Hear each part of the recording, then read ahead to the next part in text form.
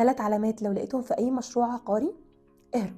أول حاجة، مطور عامل لونش على أرض معهوش القرار الوزاري بتاعها. معنى كده إن الماستر بلان ممكن تتغير بعد ما يجي القرار الوزاري. يعني مثلا تبقى واخد الوحدة بتاعتك على لاجون وبعد القرار الوزاري تتفاجئ إنها مطلة على جار. تاني حاجة، إن الأرض ما تكونش ملك المطور، ودي فيها احتمالين. أول احتمال إن المطور يكون شاريها من الدولة ولسه بيدفع أقساطها.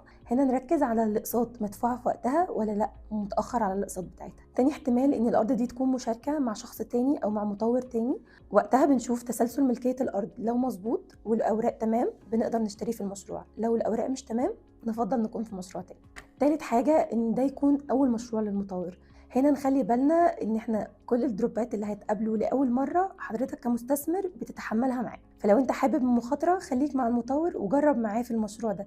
لو مش حابب مخاطرة خليك في مطور عنده سابقة أعمال جرب قبل كده فيها، عشان بيبقى حاسب فيها الريسك.